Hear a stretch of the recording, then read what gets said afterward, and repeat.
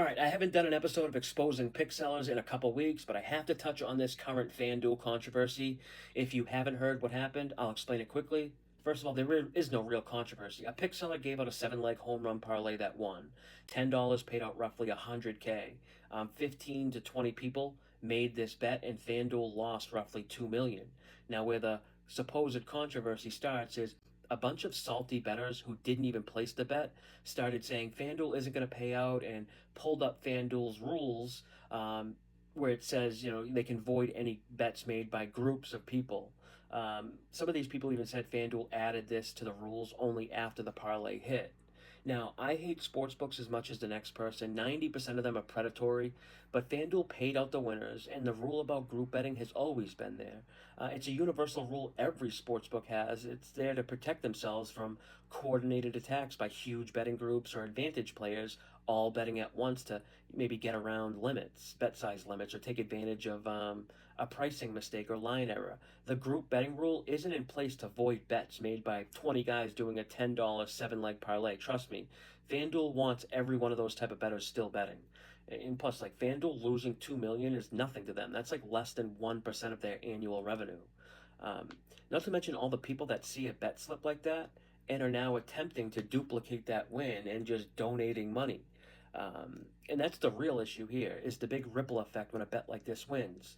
This guy who posted the bet slip now has 200,000 followers, which I'm not hating on this kid, good for him, and I really do mean that, but people signing up and joining his VIP service now, like this guy, he's joining to figure out how he does it. They need to understand that this kid just hit the equivalent of the sports betting lottery. It's like someone hitting Mega Millions or Powerball, and that person starting a Discord or a dub club to sell advice on how they won or their opinion on the next Powerball numbers. It's just crazy. Then you have guys like this who try to capitalize on the moment and desperation of bettors by claiming FanDuel has a $12,500 pricing error, and for only 800 likes, he'll give it away for free. Or the better option, join his VIP dub club and get it now.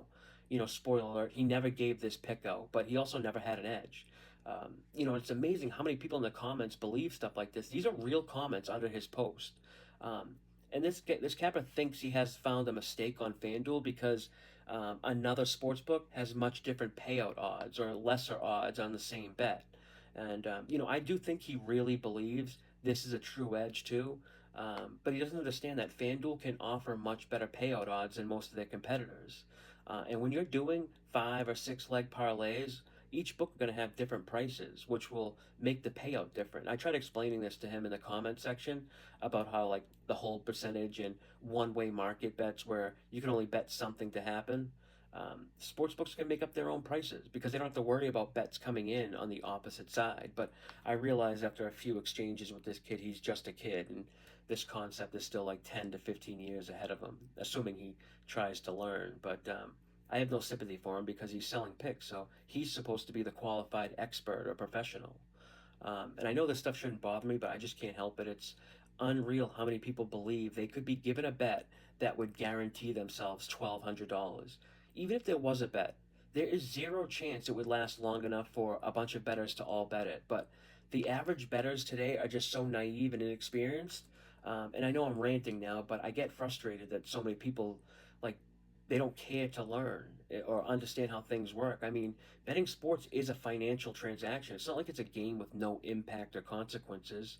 You would think people would spend a little time and effort on learning how things work, but reality is we have clueless people paying someone else who is just as clueless as them, but the difference is one of them is pretending they know what they're doing. If this is the finance world, some of these cappers would face criminal charges. If a financial advisor lies, they can face serious consequences. Misrepresentation to deceive another for personal gain is a felony, but in the sports betting world, it's like commonplace. Sometimes I even hate that I'm involved with doing like sports betting content.